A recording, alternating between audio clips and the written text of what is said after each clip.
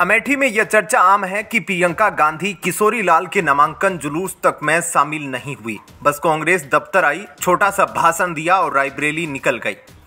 भाई के नामांकन में अब ऐसे किशोरी लाल को जिनके नामांकन जुलूस तक में प्रियंका समेत गांधी परिवार का कोई सदस्य शामिल नहीं हुआ। अमेठी के लोग कैसे राहुल का विकल्प समझे। उत्तर प्रदेश में गांधी परिवार की गढ़ रही 2 सीटें रायबरेली और अमेठी से उम्मीदवारों के नाम तय हो गए हैं। अपनी परंपरागत सीट अमेठी को छोड़कर राहुल गांधी रायबरेली से चुनाव लड़ेंगे, जबकि अमेठी से गांधी परिवार के करीबी किशोरी लाल शर्मा KL शर्मा को टिकट दिया गया। इन सब के बीच एक बार फिर से प्रियंका गांधी को मायूसी हाथ लगी है। हालांकि कांग्रेस कह रही है कि प्रियंका ने खुद चुनाव लड़ने की बजाय प्रत्याशियों के लिए प्रचार करना ज्यादा जरूरी समझा है। सवाल यह भी उठ रहा है कि आखिर क्या वजह है कि राहुल गांधी ने अमेठी के बजाय रायबरेली सीट को चुना। कांग्रेस समर्थक इस फैसले को मास्टर स्ट्रोक कह रहे हैं, पर समझ में नहीं आ रहा है कि इसका आधार क्या है।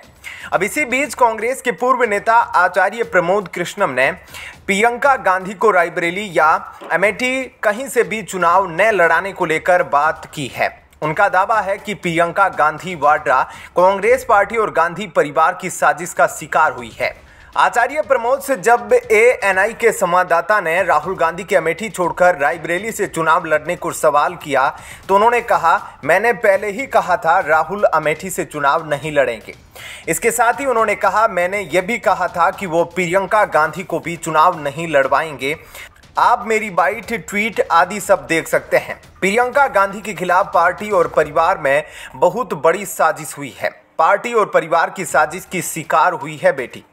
राहुल गांधी ने जिस तरह से अमेठी से पलायन किया है, उनकी जगह अगर कोई और नेता होता तो अपनी विश्वसनीयता और स्वीकार्यता को ध्यान में रखकर फैसला लेता। तो राहुल गांधी को अगर अमेठी छोड़ना था तो बनारस से मोदी जी के सामने चुनाव लड़ना चाहिए था।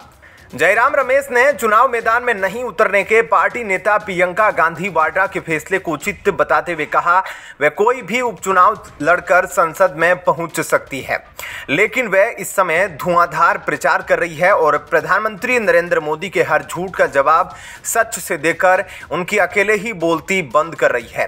रमेश ने कहा, राहुल गांधी के रायबरेली से चुनाव लड़ने की खबर पर कई लोगों की अलग अलग राय है, लेकिन वे राजनीति और शतरंज के मंजे हुए खिलाड़ी है तथा सोच समझकर दांव चलते हैं। पार्टी के नेतृत्व ने यह निर्णय बहुत विचार विमर्श करके बड़ी रणनीति के तहत लिया है।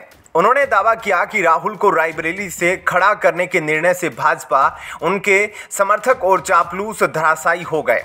उन्होंने कहा, बेचारे स्वयंभू चाणक्य जो परंपरागत सीट की बात करते थे, उन्हें समझ नहीं आ रहा है अब क्या करें। ऐसे में क्या कहना है आपका, कमेंट सेक्शन में अपनी राय जरूर दीजिए। धन्यवाद।